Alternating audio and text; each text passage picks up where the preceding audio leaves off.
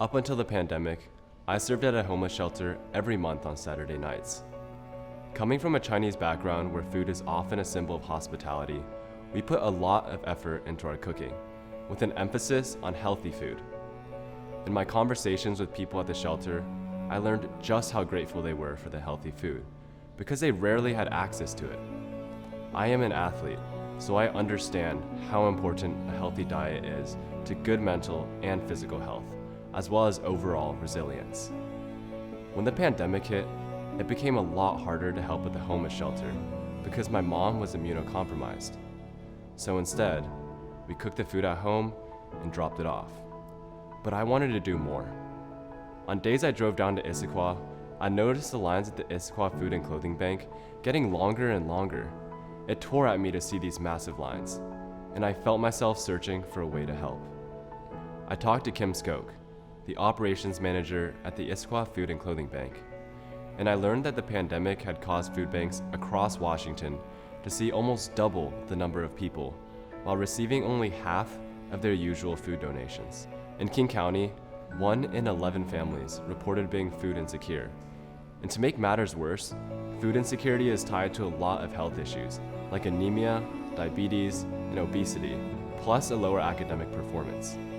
Nutrient-dense foods are more expensive, and studies have shown a relationship between income and the quality of a person's diet. I hated that money was a barrier to health for people, and I wanted to find a way to help provide healthy food. I came up with the idea of building a garden to grow food for the Issaquah Food and Clothing Bank. I contacted Terry Bakovich from Down to Earth Community Gardens, a nonprofit that grows food for food banks in another region, and I began a mentorship. In February of 2021, I built my first garden bed, eventually transforming my 500 square foot grassy backyard into a brick and wood chip garden filled with all kinds of vegetables. I sourced more than 90% of my materials through donations from the community. With everyone's help, I was able to donate around 130 pounds of produce for my home garden in the summer of 2021. Once school started up again in the fall, I ran a class on battling food insecurity through urban agriculture and began building a garden at my school, Gibson Ek. Donations came in from Dunn Lumber, Issaquah Cedar and Lumber, the local Scouts troop, local farms, and other people who heard of my project. Knowing that I would need help, I put together a group of students to form a garden club.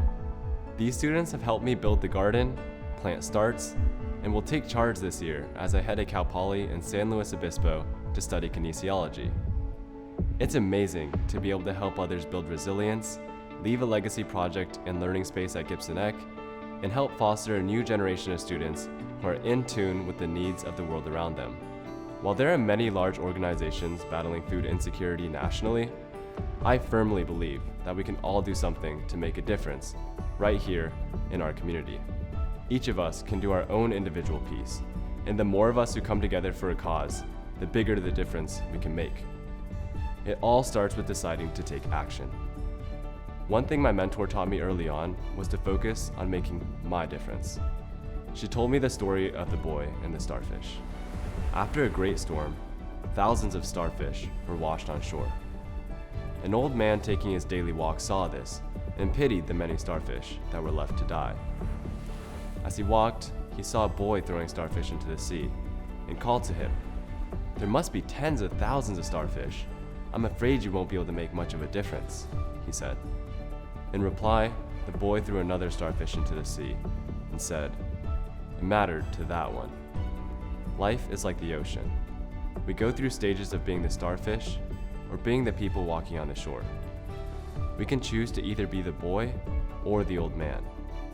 The old man focuses on the problem, while the boy focuses on the difference he can make.